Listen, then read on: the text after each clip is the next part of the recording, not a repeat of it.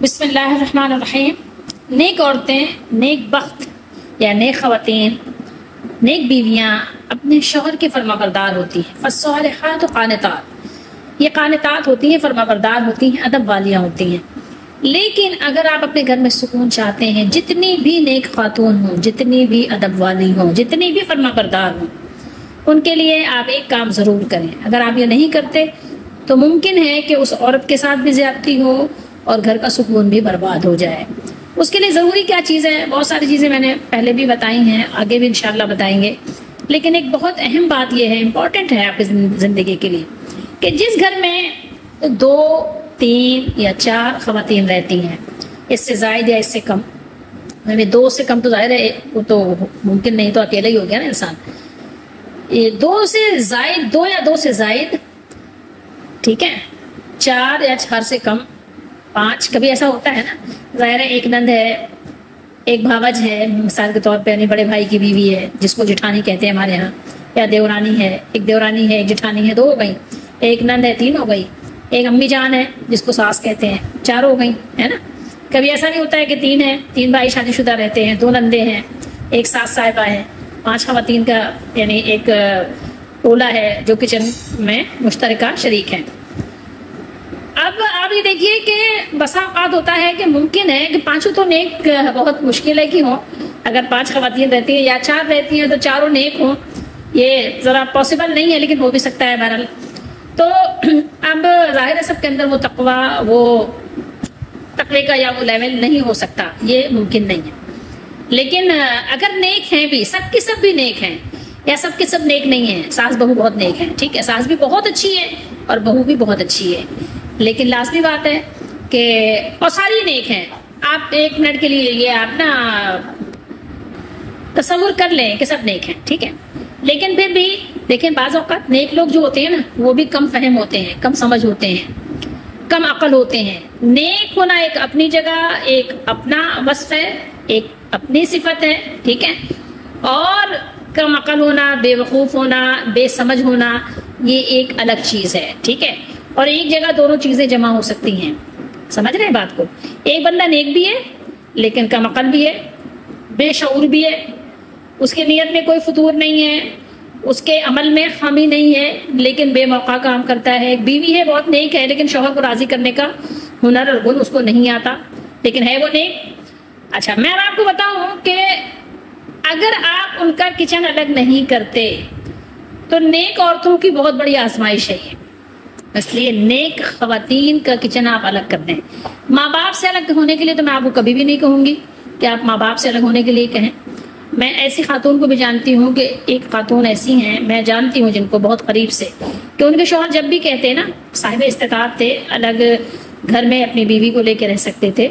لیکن وہ جب بھی اپنی وائف سے کہتے کہ ہم الگ ہو جاتے ہیں، ان کی وائف کہتی نہیں، میں کبھی بھی الگ نہیں ہوں گی، میں کیسے الگ ہو سکتی ہوں۔ تو یعنی آپ ایسی بھی خواتین ہیں، الحمدللہ، یہ بات نہیں ہے، میں کسی کا نام بھی نہیں لینا چاہتی، لیکن مقصد یہ کہنے کا میرا یہ ہے کہ کچن آپ الگ اس لیے کر دیں کہ ایک خاتون آپ کی بیوی بہت نیک ہے، ٹھیک ہے، لیکن دوسری خواتین بھی نیک ہیں، ایک ہی کچن میں سب کام کرتے ہیں، ٹھیک ہے۔ اب ایک کچن ہے، کام سب کرتے ہیں، مل بانٹ کے رہتے ہیں، اور امی جان بھی بہت اچھی ہیں جس کو ہم ساس کہتے ہیں، لیکن مسئلہ یہ ہے کہ اب ایک تو خواتین ایسی ہیں بے سمجھ ہیں، پھوڑ ہیں، ٹھیک ہے، عام لفظوں میں آپ آسان لفظوں میں کہیں کہ پھوڑ عورتیں بھی ہوتی ہیں، ٹھیک ہے، کہ کچن جا کے پھیلا کے آ جاتی ہیں۔ ایک خاتون ہے بہت صاف ستھرا رکھتی ہیں، ان کو پسند ہی نہیں آتا کہ پھیلی رہی چیزیں ادھر سے ادھر، بالکل یعنی عجیب سا مچھلی بازار بنا رہے کچن۔ تو ایسے میں والدہ بعض اوقات ایسا ہوتا ہے نا، ینگ ہوتی ہیں، جوان ہوتی ہیں، ساس جو ہوتی ہے جوان ہوتی ہیں، تو بسا اوقات بہو نیک تو ہوتی ہے لیکن کچن پھیلا کے آ جاتی ہے، تو بیٹے سے وہ کچھ کہہ نہیں سکتی، بہو سے وہ کچھ کہہ نہیں سکتی، کیا کریں بیچاری، وہ دیکھتی ہیں، سنبھالتی ہیں، سامان بھی صحیح سے رکھتی ہیں، کرتی ہیں۔ اب وہ فریج میں کیا ہے کہ کچھ کسی نے رکھا، کسی نے چیزیں خراب کر دی، پڑی ہوئی ہیں، تو کسی ایک کی ذمہ داری زیادہ بن جاتی ہے۔ اب وہ بیچارہ کہہ کچھ نہیں سکتا لیکن اندر اندر کڑ رہا ہوتا ہے۔ تو اگر کسی کی گنجائش ہے وہ کچن الگ کر سکتا ہے، ایک ہی گھر میں یا برابر کے گھر میں یا نیچے اوپر، کچن جو ہے سب کا الگ کرتے ہیں۔ اچھا ماں باپ اگر بوڑھے ہیں، ضعیف ہیں، ماں کھانا نہیں پکا سکتی، آپ اپنی بیوی کی ڈیوٹی لگائیں گے کہ وہ آپ کے ماں باپ کو کھانا دے، یا تو آپ خود دیں یا تو اپنی بیوی کی ڈیوٹی لگائیں، کیونکہ ادب والی جو خواتین ہیں وہ اپنے شوہر کی فرما بردار ہوتی ہیں۔ تو شوہر پر لازم ہے کہ اپنی بیوی سے اتنی فرما برداری ضرور کروائے کہ میں تمہارے لیے ساری سہولتیں آسانیاں پرووائڈ کروں گا، لیکن تم میرے والدین کو کھانا دو گی۔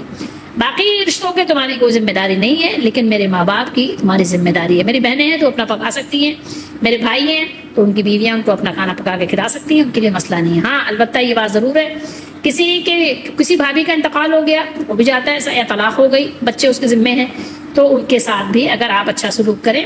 تو اللہ تعالیٰ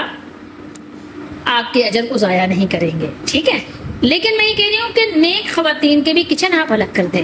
کیونکہ جو نیک ہے بیچاری اس کی آزمائش ہو جائے گی، اگر اگلی جو ہے وہ پور ہیں اور کچن میں کئی لوگوں کا ہاتھ ہے، تو اتنا آپ ضرور کریں کہ تاکہ اس کے لیے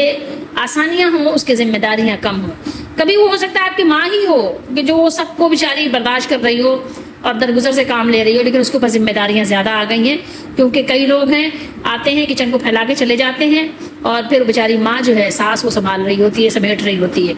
کبھی کوئی ایک بہن ہوتی ہے جس کو نند کہتے ہیں، وہ بیچاری آ کے پورا کچن سنبھال رہی ہوتی ہے، سمیٹ رہی ہوتی ہے۔ تو اس لیے اگر اماں بہن اپنا ایک کچن میں ہیں، بہو الگ ہے، تو ٹھیک ہے، کبھی آپ نے اچھا پکایا ان کو دے دیا، انہوں نے اچھا پکایا آپ کو دے دیا، اور پھر پیار محبت سے میل ملاپ کے ساتھ رہیں، کیونکہ کبھی ایسا بھی ہوتا ہے نا کہ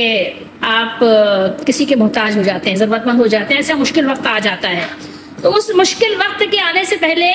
آپ اپنے آسان اور اچھے وقت کی قدر کریں اور اس میں لوگوں سے اپنی دوستیاں بنا کے رکھیں، اور یہ اپنے غرض کے لیے نہیں بلکہ اللہ کی رضا کے لیے۔ اللہ تعالیٰ ہم سب کو سمجھنے کی توفیق دیں۔ باقی انشاءاللہ آئندہ ملتے ہیں آپ سے۔